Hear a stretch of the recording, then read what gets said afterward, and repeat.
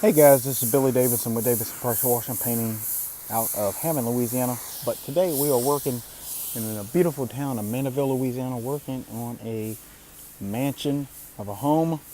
Very nice, beautiful home, about 3.5 stories. It is for one of our big, large commercial clients. We're doing a retainer wall. We are hundreds of feet away from where we could park the truck and trailer, so we just had to add hose. We are doing this painted wall area with a J-rod tip. So it's not a tremendous amount of pressure, but a lot of flow, so it's cleaning it up. I want to show y'all a couple things. I am going to walk out of this back alleyway. This gentleman here has a beautiful home and very high-end client. We do all the commercial work and they want us to do their homes, and we're happy to do so as usual. I'll show y'all the back area. I want to point out a few things that y'all may or may not be aware of. I'm sure some of the guys that's been out in the business a long time will know exactly what I'm talking about, but some of the newbies, you may get something out of it. This obviously is a pool deck back here.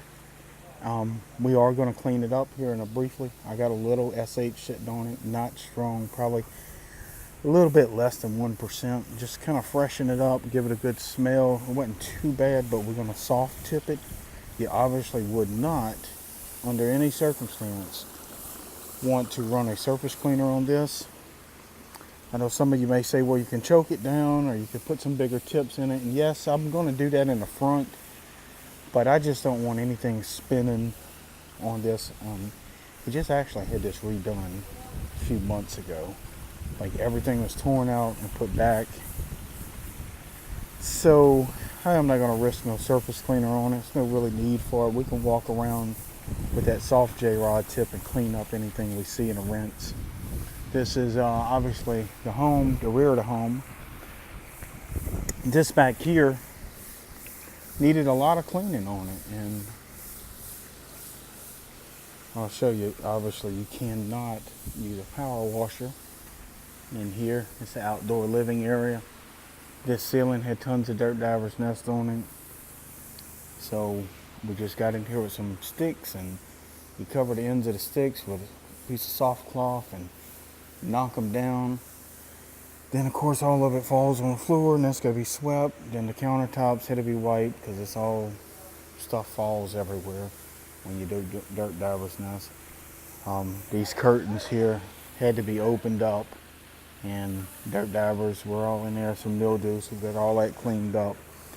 So sometimes you'll run into things when you're doing these very high-end mansions and very detailed high-end work. Sometimes you just can't run a power washer on it, so you got to be prepared and have the enough help there, whether it's people, personnel, whatever you're doing, to give you a hand with it. If not, it'd take you forever. Of course, all this we downstreamed it, being very careful with our SH. I did not want to go over 1% on this. Maybe it was a little higher than 1%, a couple areas, but I did pre-wet everything. And I'll show you once we downstreamed it. You go back with that same J-rod tip, pull your soap line out, your Kim bucket, and just basically power rinse any dirt divers. If you got a step ladder, you might have to climb up and pick the dirt divers off with the J-rod tip. It's pretty straightforward. Again, with this pool deck, anytime you run across these pool decks, it's like Travestine or even some type of other tile or something, you want to be real careful about those surface cleaners on it. You might get away with it 9 times, and then that 10th time you do some severe damage, and if you're not insured, you just cause yourself some issues. And even if you are insured, you don't want all of that going on. These garage doors, again, as y'all know, you got the rubber seals around them that tend to get that mold on them, And we got 4 garage doors here. Sometimes you will have to bump up your mix on these garage doors, or what I do, I'll just have one of the guys. I got 3 other guys here with me today. Just run the brush around the edges of it. You don't necessarily have to scrub them. I've seen guys sit there and scrub, and all they really needed to do is just coat it with some, about a 2% mix, and let it sit for 10 minutes instead of scrubbing each door for 15 minutes. That takes a whole hour for somebody to do that when they need to be doing something else. So just wet those little rubber seals.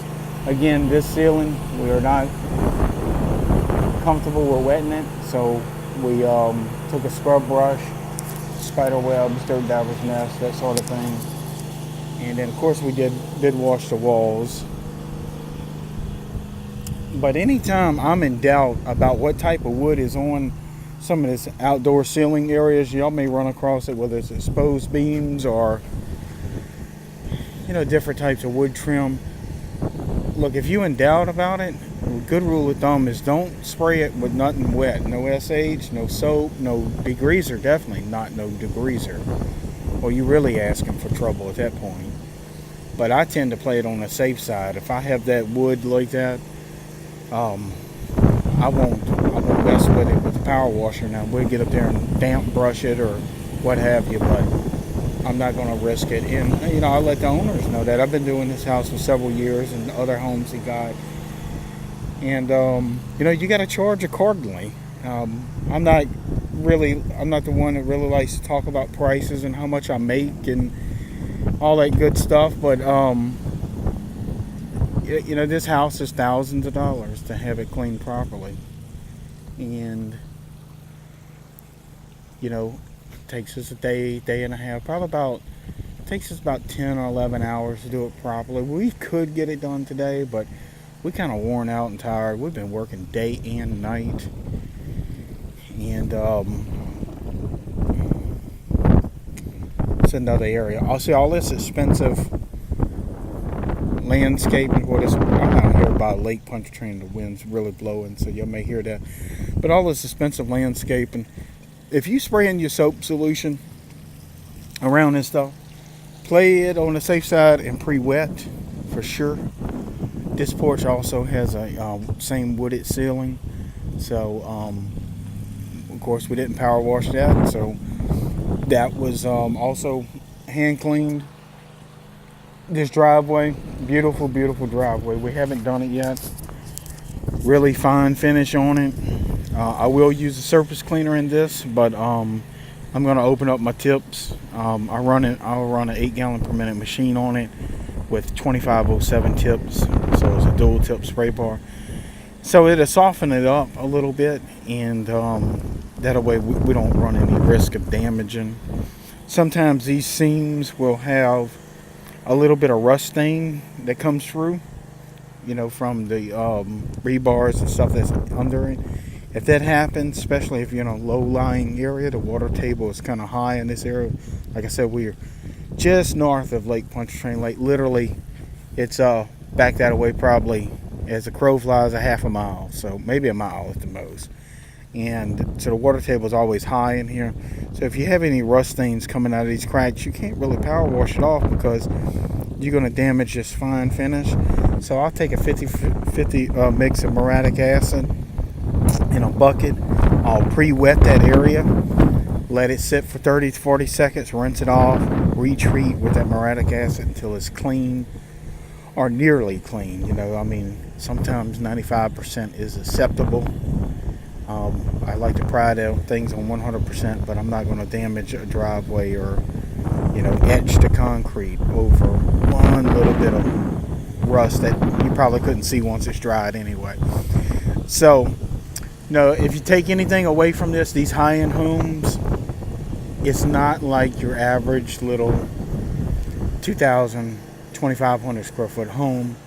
These customers, as you see, they're landscaping probably cost more than most people's homes, obviously. You know, I mean, it's just a fraction of landscaping here. So, you know, you have to let them know what you're going to be doing, how long it's going to take, how meticulous you're going to be. Because you got to remember, these people didn't get this home by being dumb. So they know what you're talking about. And they're going to walk around and look at your work after. You can about guarantee that. So anyway, if any y'all need my help personally, my number is 985-345-0778, and I'll talk to y'all soon.